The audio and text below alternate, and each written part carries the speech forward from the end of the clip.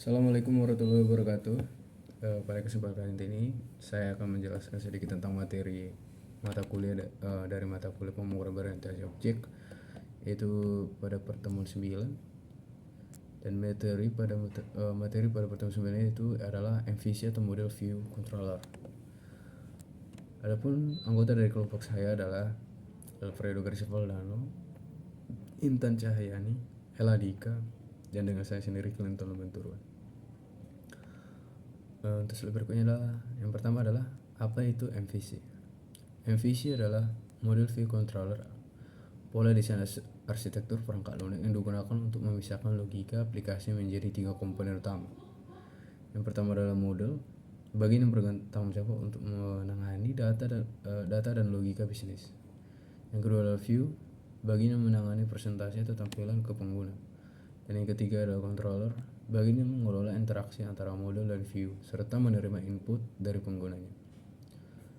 Untuk slide berikutnya adalah komponen MVC. A. Model, mengelola data aplikasi, berkomunikasi dengan database untuk mengambil atau memperbarui data, tidak memiliki informasi tentang tampilan ataupun view.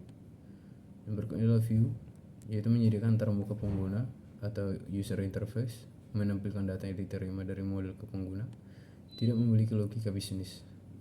Berikutnya adalah controller, mengontrol alur data antara model dan view, menerima input pengguna, memprosesnya, dan menentukan apa yang harus dilakukan selanjutnya.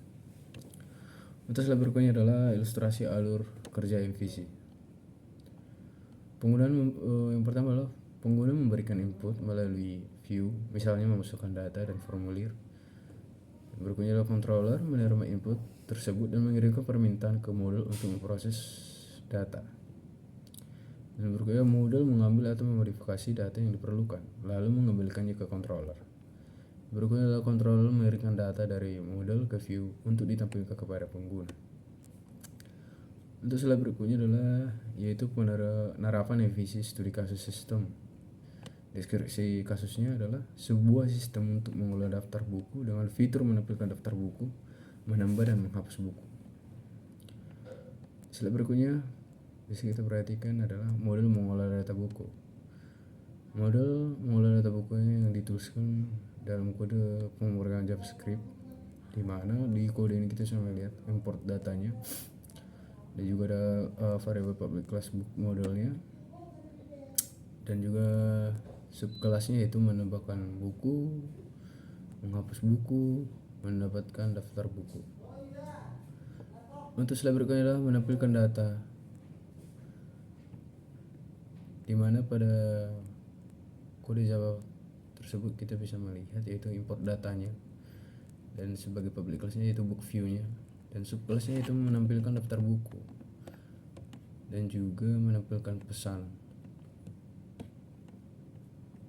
Di slide berikutnya kita bisa melihat yaitu controller atau mengelola input dan alur data. Di dalam kode tersebut kita bisa memperhatikan yaitu public class-nya, buku controller dan subclass-nya itu dari private buku modelnya, buku view-nya, dan juga subclass menampilkan buku, menghapus buku, dan kode terakhir yaitu menempelkan daftar bukunya. Dan untuk slide berikutnya adalah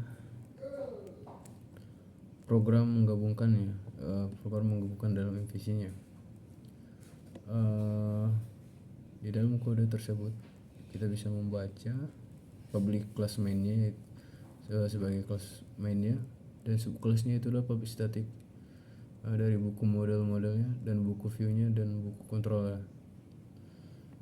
Dan sebagai subclass-nya itu adalah bisa kita perhatikan di switch-nya dan di case pertama sampai dengan case terakhir dan default-nya.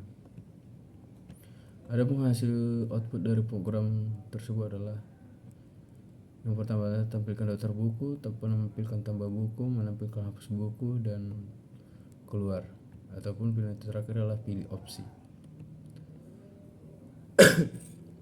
Untuk slide berikutnya adalah penjelasan program. Yang pertama adalah model, di mana book model mengolah data buku termasuk penambahan, penghapusan, dan pengambilan daftar buku. Yang kedua adalah view, book view bertanggung bertanggung jawab untuk menampilkan daftar buku dan pesanan ke pengguna. Dan berikutnya adalah controller. Book controller menghubungkan model dan view serta menangani logika aplikasinya.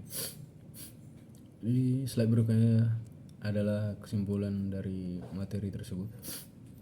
Penerapan visi menciptakan aplikasi yang lebih terorganisir, fleksibel, dan mudah dikelola.